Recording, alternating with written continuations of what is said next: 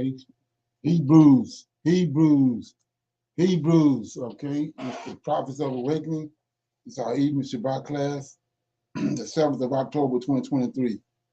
I'll be reading out of the book of Jasher, chapter 20 in Pacific. Okay, you can go to our YouTube channel, the Prophets of Awakening, and check out our videos. We have a lot of videos that you can deal with and get information from. And if you like what you're hearing and receiving, I'm asking you to subscribe to the channel. Okay, like, share, and subscribe to the channel. And for those that want to support the channel, you can look at our cash app at the bottom of the screen. Okay. So with that being said, this is a non-Messianic channel for those that don't know. And by that, I mean, we deal with the Tanakh and the Torah. Tanakh being the Old Testament, and the Torah being the first 5 books of the Old Testament that was given to Moses by the Lord of Hosts. Okay. Shalom and welcome to the channel, and welcome to our evening Shabbat class. We're going to do our normal, which is a moment of silence, evening Shabbat prayer, do the songs, then we go to some current events, some need-to-know information. We'll open up for some Q&A, and then we'll deal with the topic, which is we'll be reading out of Jasher chapter 20. Okay. Those moments of silence is for the Lord of Hosts and Yahweh, our Creator, and all that they're doing as we speak to bring about to turn our captivity and bring us back to our homeland. Oh Lord, I pray unto the Lord, my God, we make our confessions, oh Lord, the great and dreadful God, keeping our covenant and mercy to them that love thee and to them that keep thy commandments. O Lord, righteousness belongeth unto thee, but unto us a confusion of face as it is this day, to the men of Judah, to the inhabitants of Jerusalem, and unto all Israel that are near and that are far off, to all the countries where thou hast driven us, because of our trespass, and we have trespassed against thee. As it is written in the laws of Moses, all this evil is come upon us in the land of our captivity, here in the Americas, in the Caribbean, Great Britain, and Africa. O Lord, according to thy righteousness, I beseech thee, and let thy anger and thy fury be turned away from thy city, Jerusalem, and thy people, and thy holy mountain. O Lord, hear this prayer and cause thy face to shine upon thy sanctuary and thy people for your sake. O Lord, open your eyes and incline your ears to hear and behold our condition. O Lord, hear. O Lord, forgive. O Lord, hearken and do, and defer not, for thy own sake. O Lord, for thy people in your land need you desperately at this hour. Okay, peace be on you. So with that being said, I want to let everybody know I'm having some issues with my internet, so I'm trying to make it through this, and then I'll probably get another service, different service by Tuesday. Okay, so with that being said, we'll go to some, read the Psalms right quick. Okay.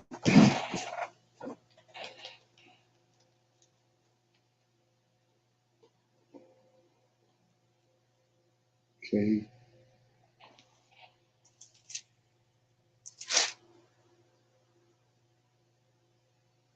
I'll read Psalm 77. Who is so great a God as our God? This was a song written to Asaph by David. I cried unto God with my voice, even unto God with my voice, and he gave ear unto me. In the day of my trouble, I sought the Lord. My soul ran in the night. I ceased not. My soul refused to be comforted. I remembered God and was troubled. I complained, and my spirit was overwhelmed. Selah, thou holdest mine eyes waking. I am so troubled that I cannot speak. I have considered the days of old, the years of ancient times. I call to remember my song in the night. I commune with mine own heart, and my spirit made diligent search Will the Lord cast off forever? And will he be favorable no more? In his mercy, clean is his mercy clean gone from ever, forever? Do his promises fail forevermore? Have God forgotten to be gracious? Have he in his anger shut up his tender mercy? Selah. And I said, this is my infirmity, but I will remember the years of the right hand of the Most High. I will remember the works of the Lord. Surely I will remember thy wonders of old. I will meditate also of all thy works and talk of thy doings. Thy way, O God, is in this sanctuary. Who is so great a God as our God? Thou art the God that doeth wonders. Thou hast declared thy strength among the people. Thou hast with thy arm redeemed thy people, the sons of Jacob and Joseph. Selah. The waters saw thee, O God. The waters saw thee. They were afraid. The depths also were troubled. The clouds poured out water. The sky sent out a sound. Thy arrows also went abroad. The voice of thy thunder was in the heavens. The lightning lightened the world.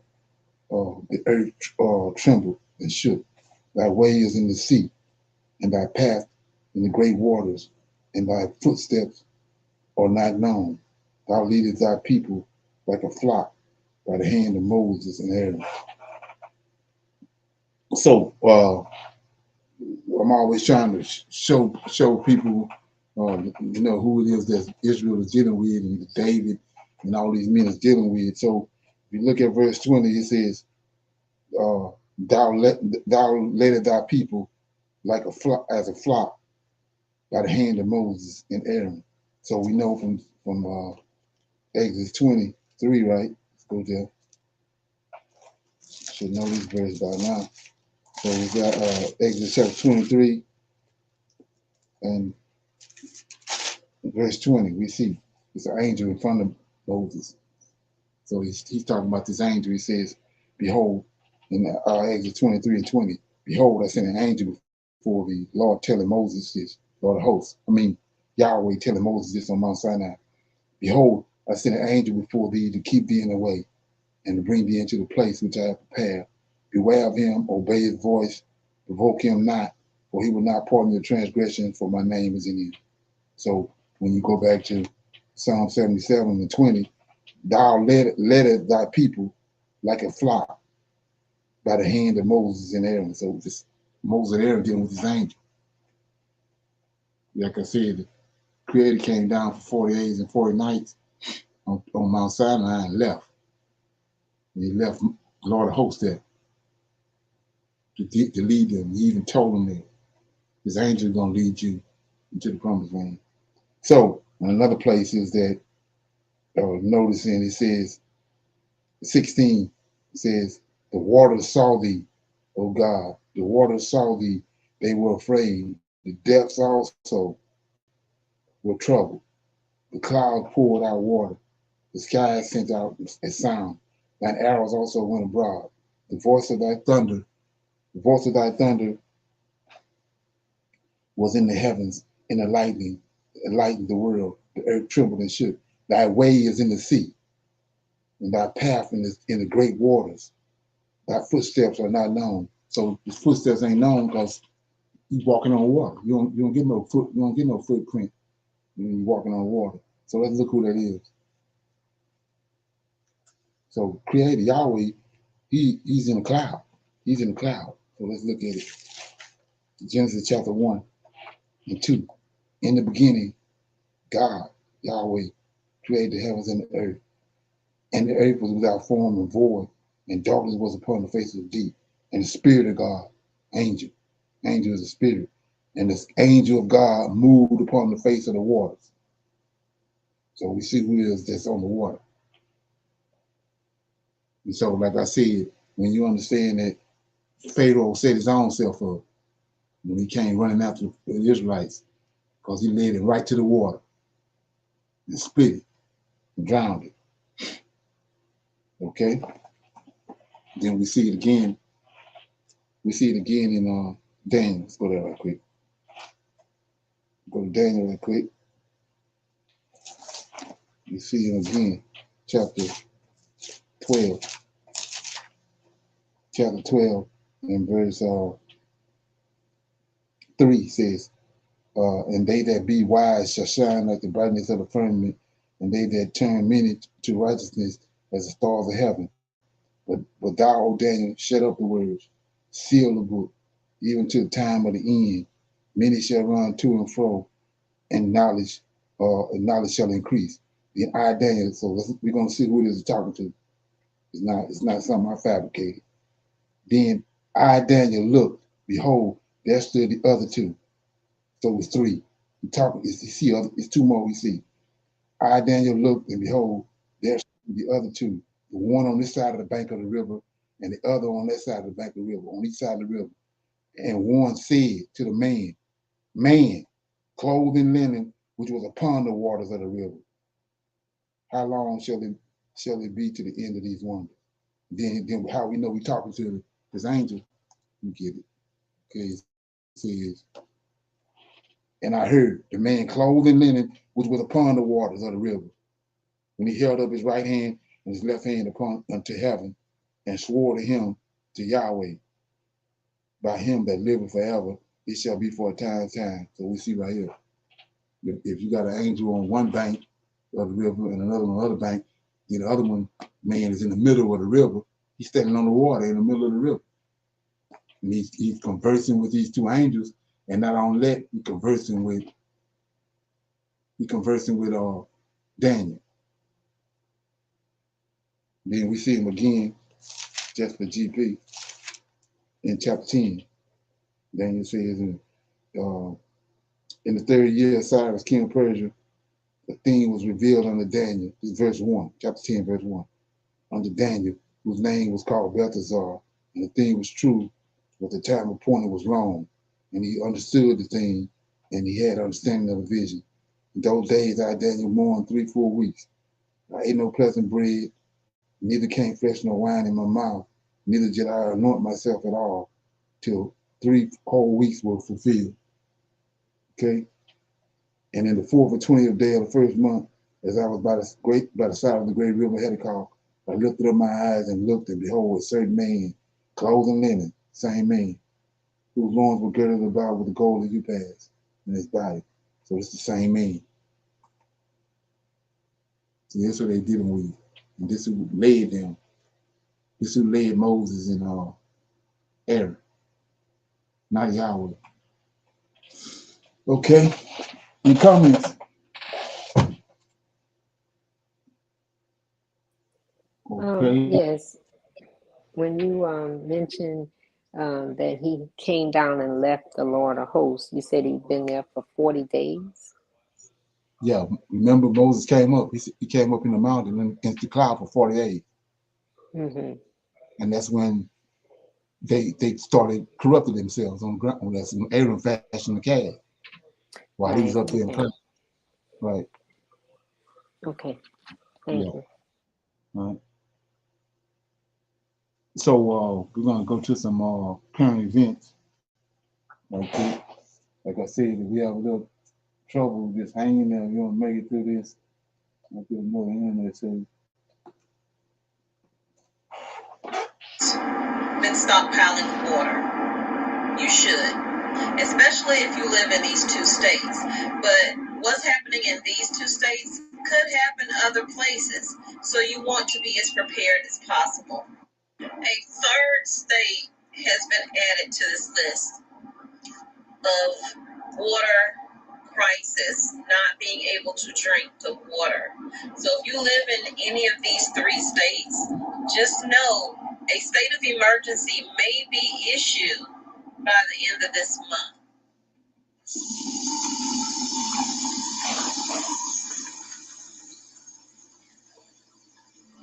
The Mississippi water crisis is real. This was a white towel. Look at that. Spot. I'm gonna put it in a new spot.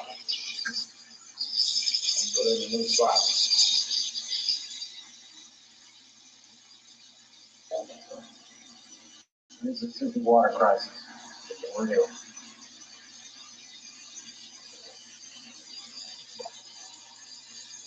Hashtag do not water.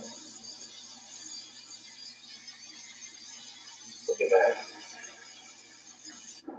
So what's happening now is we'll start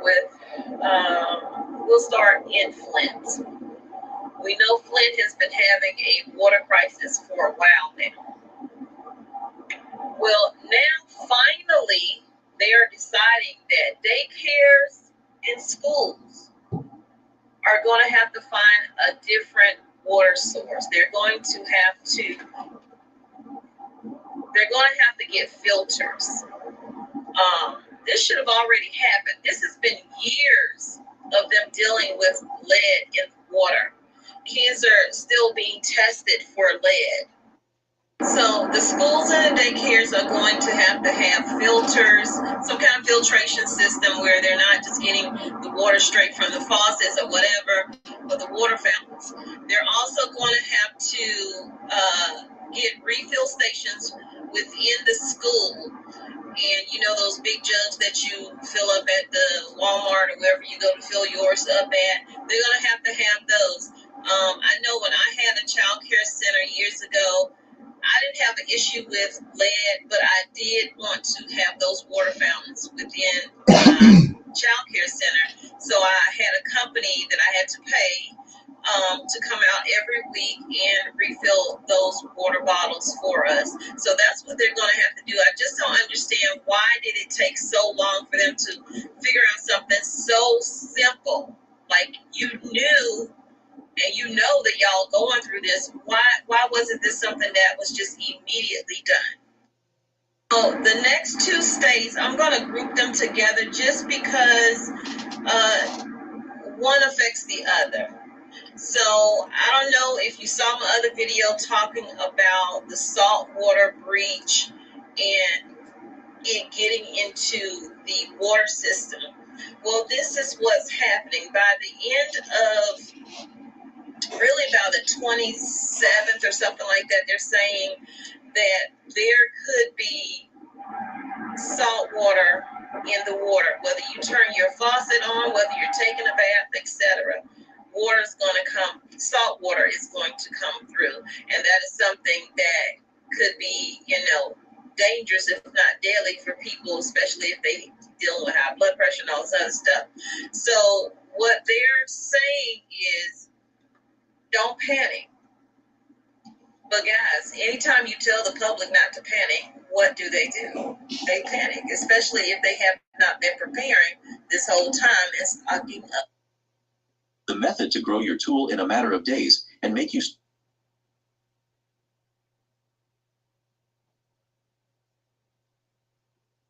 People who are making groceries fill their baskets with snack foods and alcohol, but not this weekend. Because they said we're not going to have nothing but salt water, and I need something to drink. Do what you got to do, when things get tough. At the Bromart in Belle Chase, it is water everywhere. As far as drinking the water and cooking with it, I'm in fear of that, and so we need to get the water so that we can have fresh water for our cooking and bathing, and not even washing our faces and brushing our teeth. So I have a couple of cases at home, but I also have pets that if the salt water does get into our water system, I don't want to be feeding my pets bad water.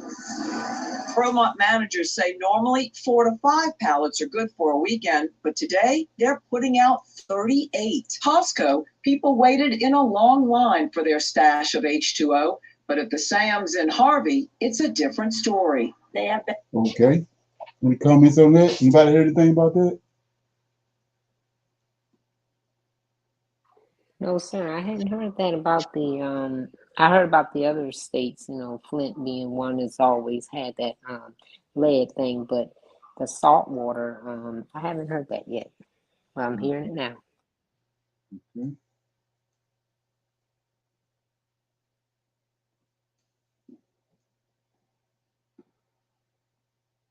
They attacked by air, land, and sea, taking Israel by surprise during a major Jewish holiday. Now, 13 and a half hours after Hamas launched its audacious assault, Israel says it's at war, and Palestinians are already paying a heavy price. Airstrikes raining down on Gaza, and a warning that electricity supplies to the Strip will be cut. The attack began at daybreak with thousands of rockets fired from Gaza, hitting Ashkelon, Beersheba, and as far away as Tel Aviv and Jerusalem.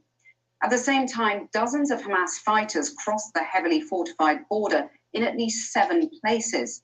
They infiltrated Sderot and other southern towns and villages, gunning down civilians, torching homes, and taking hostages, including in the Ofakim and Be'eri kibbutzes.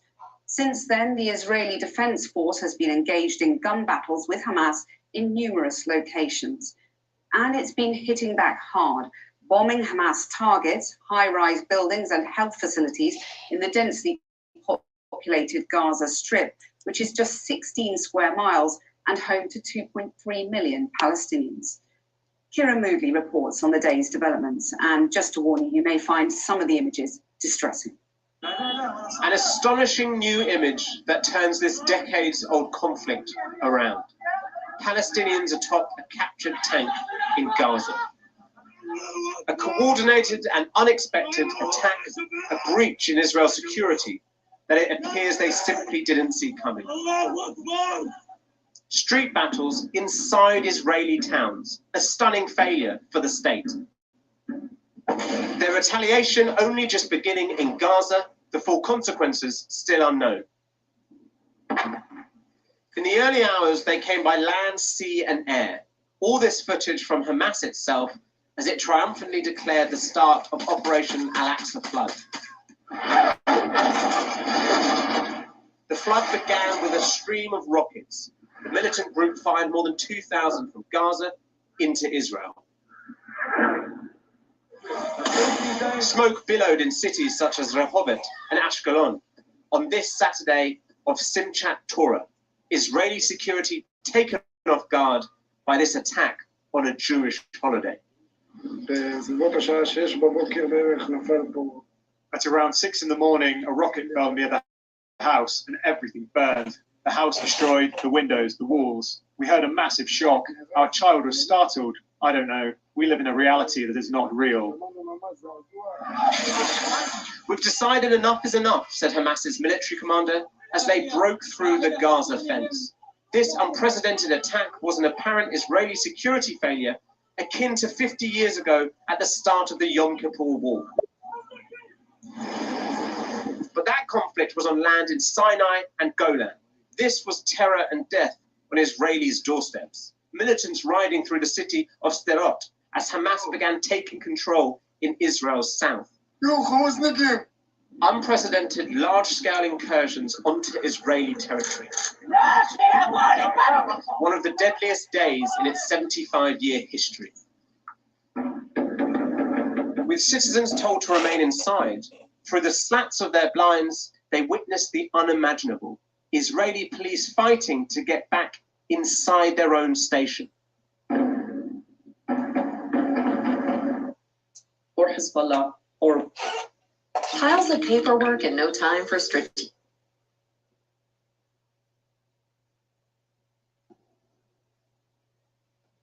In a statement, Hezbollah said it is in, quote, direct contact with the leadership of the Palestinian resistance and praised Hamas's attack as, quote, decisive response to Israel's continued occupation and a message to those seeking normalization with Israel.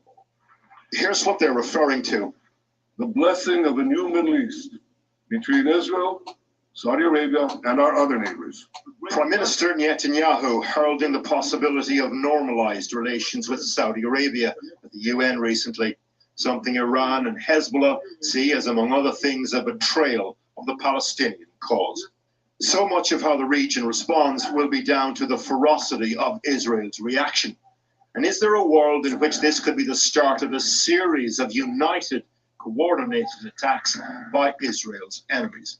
The Iranians and Hezbollah are going to be very wary about opening another front that risks seeing massive Israeli retaliation against what is, in essence, the back office for now for the Palestinians operating in Gaza.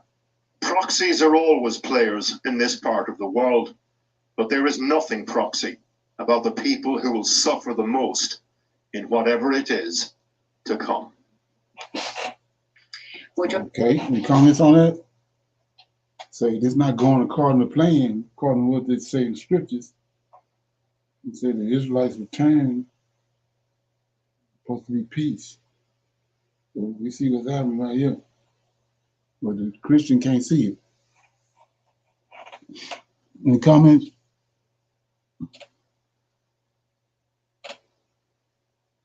Okay. Let's come over right here. Let me see what yeah, this is need to know information. I thought this right here was pretty interesting too. This guy trying to break down Michael Rowe, Israel. Or the Word of God today. A very important subject dealing with the mystery of Michael, the archangel. Now, it's totally by accident that it turns out in the Catholic religious feast calendar, the 29th of September is the day of St. Michael. I didn't know that. Someone brought that to my attention last night. But who would like to guess what is the most popular name of 2023? No, it's not Michael, it's Liam. It's Liam and Lucas and Oliver. But in 1979, Michael was the most popular name. And Michael remains in the top 10 or at least the top 20 for as long as he's been keeping records. I won't ask for a show of hands. I know there's several Michaels out there. We had a couple on stage a moment ago. And if you're French, it's Michel. It could be female or masculine. If you're Spanish, Miguel. If you're Russian, Miguel, like Mikhail Gorbachev. Famous name around the world. Why? It all goes back to the character we're going to be studying today from the Bible. Someone that's known as Michael. One time he is called, only one time do you find Michael the archangel. You find the word archangel only twice in Scripture. Why is that? So we'll be studying this. I'd like to begin by having you turn to a passage. It's the last chapter in the book of Daniel. I know Pastor Ross has been going through Daniel, and he'll be getting to this chapter soon, so I'm not going to go into great depth, but I want you to read the first couple of verses. Daniel chapter 12, verse 1 and 2. And at that time, Michael will stand up, the great prince who stands watch over the sons of your people. And there will be a time of trouble such as never was since there was a nation. Jesus refers to this in Matthew and Mark when he talks about the second coming. He says, take him out. After the tribulation of those days, there's going to be a time of trouble such as there never has been ever since there was a nation. He's referring back to this statement in Daniel 12. Such as never was since there was a nation, even to that time, and at that time your people will be delivered. Great deliverance. Everyone who is found written in the book of life. And many of those who sleep in the dust of the earth shall awake, some to everlasting life, and some to shame and everlasting contempt. Tells us that there's going to be a resurrection. Some are saved and some are lost. A great time of trouble. And all of this is triggered by Michael, the great prince, standing up. So we need to find out, who is this? God wants us to understand. It's in his word. It's in a prophecy. To understand the prophecy, you need to know who the characters are. The name Michael means who is as God. And if you're speaking in Hebrew, it would be Michael. You got to go when you do that. And that means who is as God. Now, some wondered, is that a rhetorical question, like who is as God, or is it a statement, who is as God? And an archangel, archangelos, it means chief or ruler of the angels. So even in the name, I think we can find a clue about Lord of the angels. Who is this individual. So the Bible describes this enigmatic character who appears all the way from Genesis to Revelation. Yes, I'll explain that later. And he appears under a number of different titles. Sometimes it's Michael, sometimes Michael the Archangel, sometimes the angel of the Lord, but not every time it says the angel of the Lord would it be Michael. You have to read the context. Sometimes it's called the prince, or the great prince, or your prince. Sometimes it's called the commander of the Lord's army. And it's all pointing back to this character who appears and disappears, usually to deliver God's people. In the Catholic tradition, they believe that Michael is an angel. He's among the highest of the angels with Gabriel, and then they've got another angel from their scriptures called Raphael. He's not in the Protestant canon of scriptures, but he's just an angel, a created being. The Jehovah's Witnesses believe that Jesus is created and he is Michael. We do not believe Jesus is created. The Mormons believe that Michael was Adam before he became immortal. And even among Protestant pastors today, if you listen online, before I do a message like this, I'll confess, I bounce around and find out what others are saying out there. I go to the Word. I'm just wondering what the views are in the panorama of Christianity. And I'll tell you, there's a lot of disagreement. Some very bizarre ideas. So who is this person? Well, go with me now to the book of Daniel again, but we're going to go to Daniel 10. You find Michael referenced really 4 times in Daniel, maybe actually more than that. Sometimes he's simply called the prince. Go to Daniel 10, verse 13. I think that when God introduces someone in prophecy, he then explains it later. In Daniel 10, verse 13, it says, "But the prince of the kingdom of Persia withstood me 21 days. The Bible tells us Daniel was fasting and praying for 3 weeks. That's 21 days. And the prince of the kingdom of Persia, talking about the power behind the kingdom of Persia, that was the devil. He resisted me, and behold, Michael, one of the chief princes, came to help me. For I had been left alone there with the kings of Persia." It says kings there because you get the Persian kingdom was a dual kingdom, the Medes and the Persians, Medo-Persian kingdom. Now it says Michael, one of the chief princes. That word one throws people. Doesn't mean God's got many chief princes. The word one, echad, in Hebrew, echad. And it means, it can mean one, it can mean numerically first, or greatest one. Like you would call the president's wife the first lady. It doesn't mean she's the only lady. It means that there's a position of honor. And so it's really saying Michael, first of the chief princes, or greatest of the chief princes. So that's one clue. It's not totally clear. Go to Daniel 10:21, same chapter. "But I'll tell you what is noted in the scripture of truth. No one upholds me against these except Michael, your prince." Now he's talking to Daniel. This is Gabriel talking to Daniel. He says, Michael, your prince. Who is the prince? Oh, get your credit card out. There's one. Turn with me now to a prophecy about the Messiah. Daniel chapter 9, verse 25. This is one of the most important prophecies in all of the Bible. It pinpoints the first coming of Jesus. I think you could have pinpointed basically the time when Christ would be born, as well as the time he would be baptized, and the time he would be crucified, all from Daniel 9. So we'll have to go there in a few weeks during our prophecy seminar. Yeah. Know therefore and understand, Daniel 9:25, that from the going forth of the command to restore and build Jerusalem until Messiah the Prince. Now there you have it. Who is the Prince? Who is Daniel's Prince? Who is the chief prince? Who is he? Messiah. But some of you aren't convinced. Look with me in your Bibles. We just read this a moment ago in Revelation chapter 12. This was our memory verse, talking about the supreme commander. Another way that he is introduced is the supreme commander. So I'm going to tell you what I believe the Bible teaches. When I first heard this, I thought, what? And then as I studied, and the more I studied, the more convinced I became, oh yeah, the evidence is pretty overwhelming. I believe that Michael is Jesus in his pre-incarnation appearances. And he is not an angel. He is not a cherub or a seraphim. The word angel means a messenger. His very name means who is as God, chief of God's host, or his angels. And you'll see this is a position that he holds all through the Bible. Revelation 12, verse 7, and war broke out in heaven.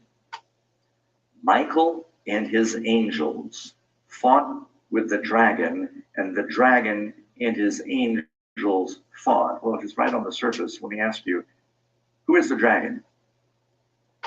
Do you normally call him the dragon, or is that a symbolic name for the devil? How many agree it's a symbolic name? That's not a trick question. The answer is yes.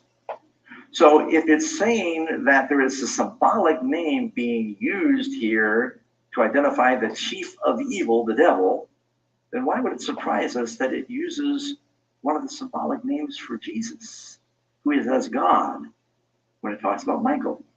And it says Michael and his angels. So whoever this individual is, he has angels.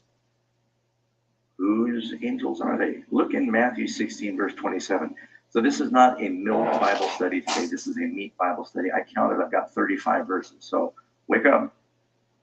We have not yet begun to study.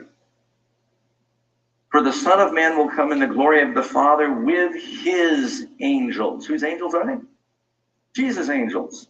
Look at Matthew 24, verse 31. And there's others we could go to. He will send his angels with a great sound of a trumpet, and they'll gather together his elect from the four winds, from one end of heaven to the other. Okay. You coming? What you think?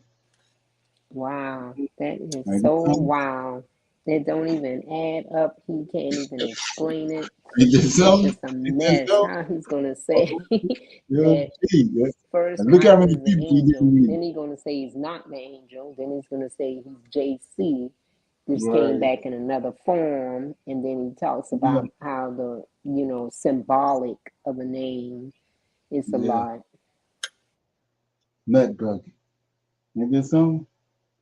And they got 299,000 subscribers. Wow. Yes, sir. Shalom, and they are believing it too. Oh yeah. Ain't that something? Oh yeah. And the reason being is they ain't studying. You know what I'm saying? They just coming up in there, listening, dressing up, coming up, hear somebody else talk about and don't know what the hell they're talking about. Okay. So with that being said, I was gonna open it up for some Q&A. Anybody have any comments or questions about anything?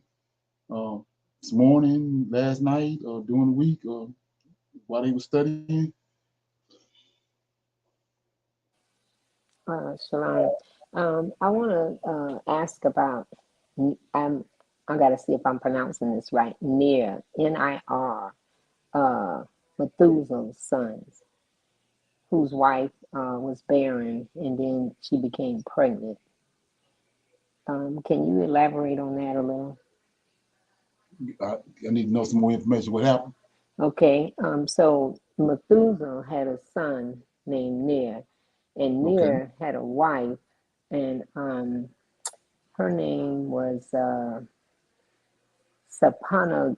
I can't pronounce her name, Sapanagram. I'm going to say Sapanagram, and forgive me, that's probably not the enunciation of it. And she couldn't have a child, and one day when Nir had gone off, when he came back, she was pregnant. So, and this is in the Supagrapha, and she was pregnant, and he was a priest. Methuselah was dying, and he like kingshiped him, and so the people were watching him, watching her. So when she became pregnant and he wasn't with her, he felt embarrassed. He felt that he was going to be shamed and all of that, and because she couldn't explain how she had become pregnant when she was barren. Do you know the story? No, I mean, no. I'm about to have to go read it. It's in the Supagrapha. Yes, sir. And the first thing. go ahead. It's the first one, the first supergrapher. Yes, sir. So I was Okay. just wondering how, I'm not done reading it, but I started it, and I was just wondering how they, um, where did that part come? Because the only one thus far that I know, um, you know, that they talked about it, you know, in the New Testament, they probably got that from the Old Testament with, well, one of the lost books, because it's under Enoch within the supergrapher, Right. the book of Enoch. Yeah. So I think they kind of pulled that story from there to have Mary and to have Jesus be JC be the one to come, you know, do that. Right. I was getting ready to say that. It got similarities Right, to a lot. to Mary being a spouse to Joseph when she became pregnant, and she was a spouse to Joseph. Yeah, that's what it sounded like to me. I check it out. Yeah. Yes, sir. That's what it kind of sounded like to me too. And it was, Yeah. that's what made me think about that. I was like, okay, when he started talking about, you know, JC is a form of another one. Michael is another form of JC. It took me back to that when I was starting to read Enoch there and came across that. Okay. Yeah. I just Anybody else have ordered the anything? Targum today. Oh, you ordered them? Yeah, I ordered it today. Miss Michelle gave me the name. I asked her for it and the book that you have. So it should be here Yeah. Thursday. Okay. Yeah. That's a good book for to have in the library. Yeah, Okay. because there's some good stories you're telling us. Interpretations. Okay. Anybody else have any questions or comments about anything?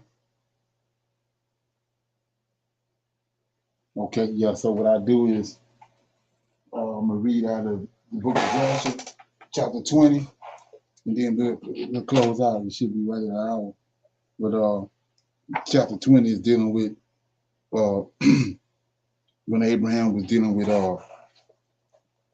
Amalek.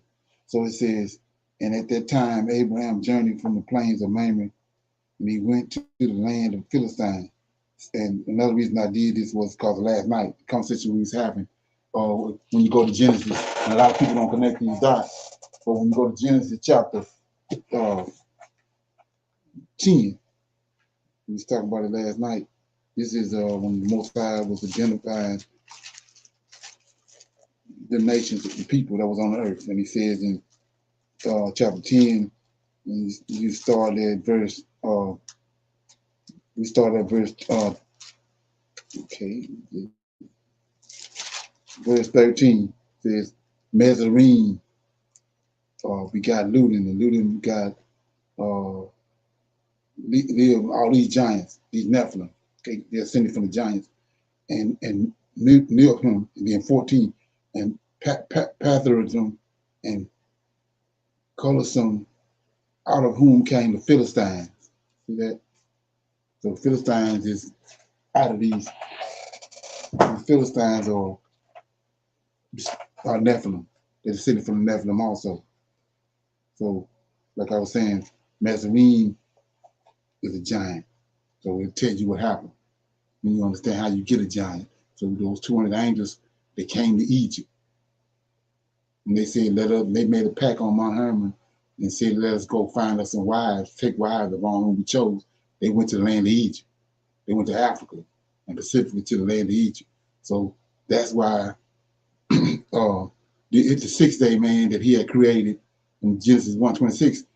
These fallen angels and these giants usurped them. They no longer dealt with Adam and his descendants. Because these people here, the Canaanites, usurped them. They start following them and worshiping them because of those characteristics they received. They had these different supernatural characteristics they received from their fathers that was in their DNA. And so they got usurped by these fallen angels and these giants. So I'm back in Joshua chapter 20. So it says, at the time, Abraham journeyed from the plains of Mamre, and he went to the land of the Philistines. See that? So these Nephilim, they tied to the Nephilim, and he dwelt in Gerar, and was in the 25th year of Abraham being in the land of Canaan, and the 100th year of the life of Abraham, that he came to Gerar in the land of Philistine. And when they entered the land, he said to Sarah his wife, "Say thou art my sister." To anyone that shall ask thee, in order that we may escape the evil of the inhabitants of the lands. So we see it right here. So they'll take a man wife, just like their fathers did. They came down and chose women. They didn't care if the woman had a wife or had a husband. Same thing the serpent did in the garden. He came and took Eve. He didn't care that Adam was a husband. Okay? So then it says, and Abraham was dwelling in the land of the Philistines, the servant of Amalek, king of Philistine, saw that Sarah was exceedingly beautiful, and they asked Abraham concerning her, and he said, "She is my sister." So notice it says that, go back to Genesis 6, and they said, "Let us go and get us wives," and they took all who they saw what they saw they was attractive, right? And appealing. So, and the servant of Amalek went to Amalek, saying, "A man from the land of Canaan is come to dwell in the land, and he has a sister that is exceedingly fair."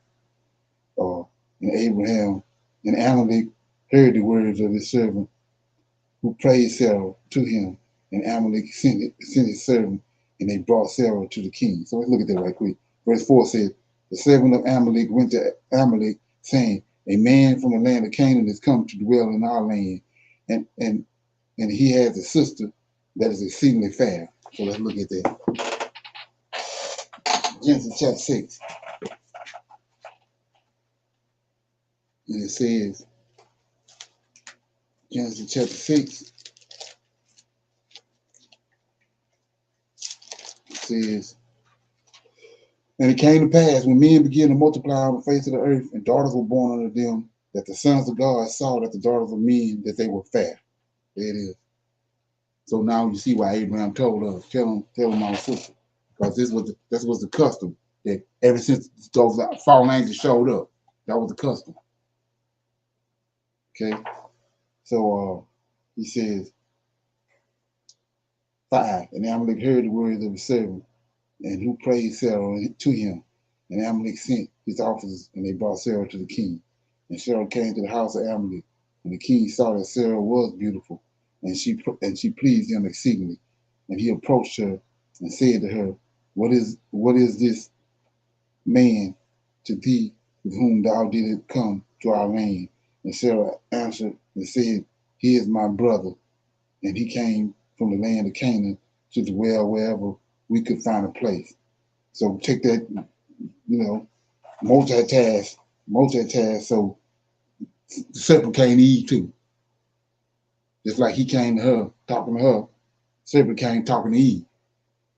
Okay?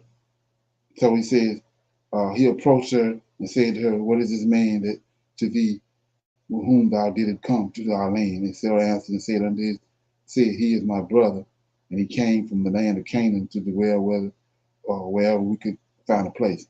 And Amalek said to Sarah, "Behold, my land is before thee.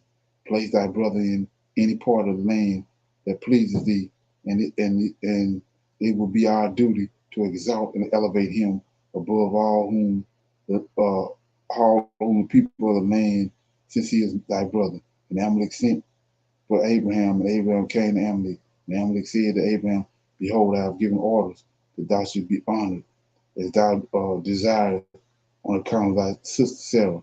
And Abraham went forth from the king, and the king's presence followed him. As at evening time, before men lie down to rest, the king was sitting upon his big throne. A deep sleep fell upon him, and he laid upon the throne and slept till morning. And he dreamed that an angel of the Lord came to him with a drawn sword in his hand, and the angel stood over Amalek and wished to slay him with the sword. Okay, and the king was terrified in his dream, and said to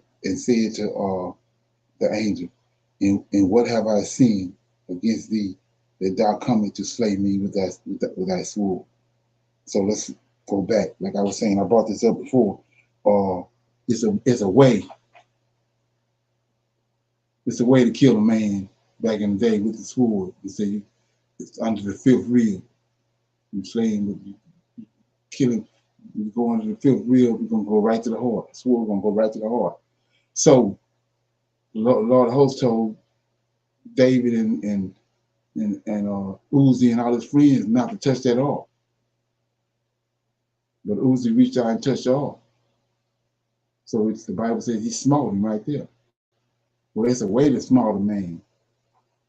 So the angel of the Lord went under the fifth rib with the sword and killed Uzi in front of David. That's what got David's mind right. We thought they were big buddies before that. When we seen him do that, then he gave him 50 feet. So we see the same thing right here. So he says, and he dreamed a dream that an angel of the Lord came to him with a drawn sword. So he ain't got the sword to make no peanut butter sandwiches with it. So he says, and the Lord came with him with a drawn sword in his hand, and the angel stood over Amalek, and he wished to slay him, smite him under the fifth rib, right? Say, and the king was terrified in his dream, and he said to the angel, and what have I sinned against thee, that thou comest to slay me with the sword? And the angel answered and said to Amalek, behold, thou didst on account of the woman which thou didst yesternight bring to thy house. For she is a married woman, a wife of Abraham, who came to thy house. Now therefore return the man's wife, or the wife, for she is his wife. And should thou not return her, know that thou wilt surely die, thou and all belonging to thee.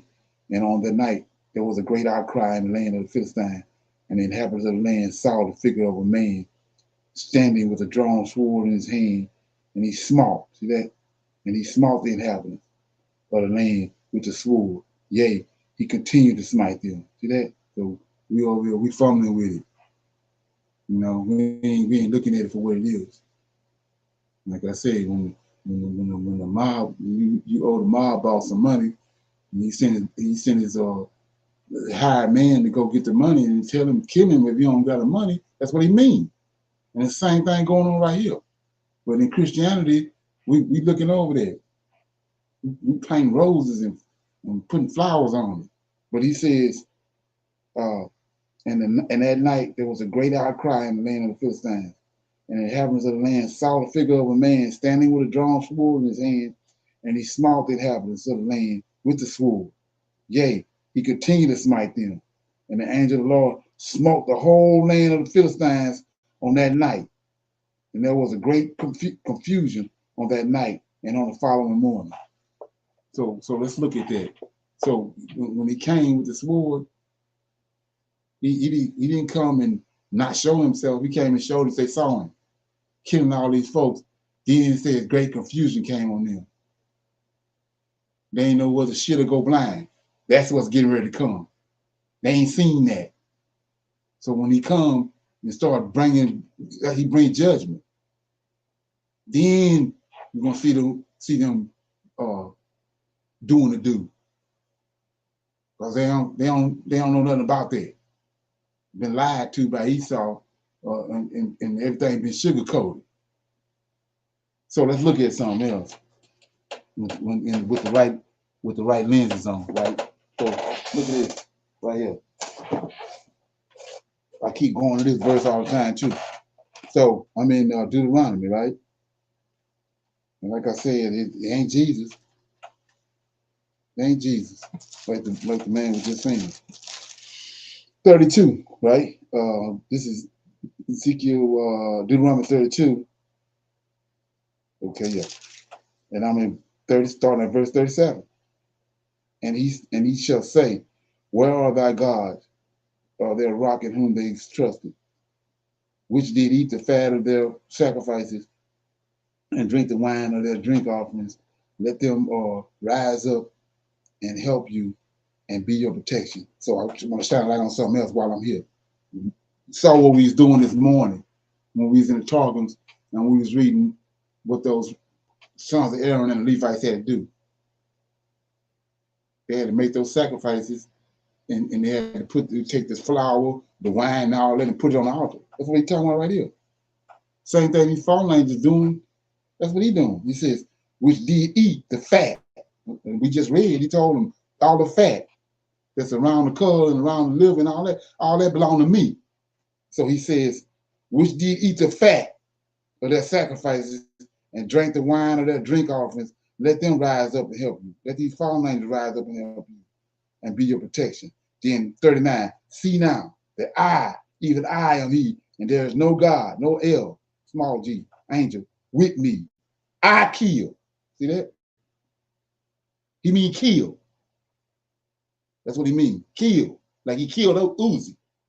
And he killed these people with Amalek. He says, I kill. I make alive. I wound. I heal. Neither is there any that can deliver out of my hand. Okay? I'm going to put it in context. So anyway, let's get back over here. So he says in verse 17, this Joshua 20 and 17, and every wound was closed. See that? I kill, I make alive. I mean, he can bring them forth the key, the fetus, in the womb of the woman. Every wound was closed, all their issues, and the hand of the Lord was upon them on account of Sarah, wife of Abraham, whom Amalek had taken. In the morning, Amalek rose up with terror and confusion. See that? That's what's coming. In the morning, Amalek rose up with terror and confusion and with a great dread. And he sent and had his servants call in, and he related his dream to them, and the people was greatly afraid. So, like I was saying before, you want revelation? bring Mike on the scene. You get some revelation, okay? and Amalek rose up with terror and confusion and with a great dread, and he sent and had his servants call in, and he related his dream to them, and the people was greatly afraid. And one man standing amongst the servants of the king answered the king, saying, O sovereign king, restore this woman to her husband, for he is her husband, for the like happened to the king of Egypt when this man came to Egypt. And he said concerning his wife, she is my sister, for such is the manner of doing when he cometh to dwell in the land in which he is a stranger. And Pharaoh sent and took this woman for a wife, and the Lord brought upon him grievous plagues until he returned the woman to her husband. Now therefore, O sovereign king, know what happened yesterday night to the whole land, for there was a very great consternation and great pain and lamentations, and we know that it was on account of this woman which thou didst take. Now therefore restore this woman to her husband, lest it should befall us as it did the Pharaoh, king of Egypt, and his subjects, and that we may not die. And Amalek hastened and called, and had Sarah call for she came before him, and he had Abraham call for, and he came before him. So see right here, so they hurry up and pay us right here. Let the Lord host show up. They hurry up and get paid. And Amalek said unto them, what is this work you have been doing in saying that you are a brother and sister, and I took this woman for a wife? And Abraham said, because I thought I should suffer death on account of my wife.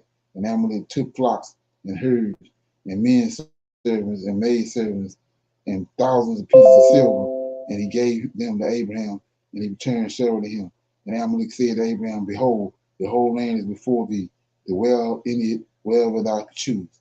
And Abraham and Sarah, his wife, went forth from the king's presence with honor and respect, and they dwelt in the land, even in Gerar.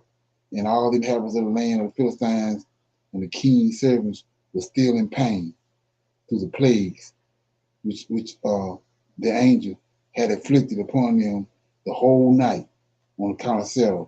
And Amalek sent for Abraham, saying, Pray now for thy servant to the Lord thy God, that he may put away this morality from among us. And Abraham prayed on account of Amalek and his servants, and the Lord heard the prayer of Abraham, and he healed Amalek and all his subjects. So I want to go back again. Like I said, I showed you that in 2 Samuel chapter 7 that David found out who to pray to. It wasn't Jesus, Paul, and it wasn't Yahweh. It was to the Lord. That's what he told me. Now I know that it's you I have to pray to. Well, look at it right. 29. Amalek sent for Abraham, right? Said, pray now for thy servant, for him, to the Lord thy God, that he may put away this morality from among us, right? And Abraham prayed on account of Amalek his servant. And the Lord heard the prayer of Abraham, and he healed Amalek and all his servants. So who killing who the one putting the pressure on Amalek? And who killing Amalek's servants? It ain't Yahweh. So who he praying to? Lord of hosts. Okay, let that from. Okay. So yeah, that was it. That was verse 30. Okay. So I'm gonna stop right there. That was chapter 20 that I was reading out of in Joshua. Anybody have any comments on anything before we Yes, sir. close out? Yes, sir. So all that what you read and all that we are learning, you know that the Lord of hosts is a punisher. If he tells you to do something and you don't do it, then he's going to punish you. So to be JC with no punishment, it don't add up. Right. Exactly. So it goes back to, like I was saying, we're reading this stuff, but we're not reading it like we're supposed to read it. He says that every male at 8 days old, so he started it with Abraham and Ishmael and Isaac. Every male child is circumcised at 8 days. After he's born, 8 days after he's born, he's supposed to get circumcised. We see that Moses hadn't done that. So he was coming to kill Moses. Like I said, David was his boy. But when they went against what he had told him, he killed Uzi in front of David. He was coming to kill Moses. But Zipporah circumcised the boy, in time before he killed him. So that's what we not understanding. You come, it's not no, these ain't no bywords. It's action. That's what he said. I kill, I make alive, I do all these things. So we from them because of, like I said, because of the New Testament, these Gentiles and these Edomites, hoodwinkers. Okay, so with that being said, everybody good? Yes, sir. Okay. Yeah, so like I said, I see everybody on Tuesday, and hopefully everything will be back to normal.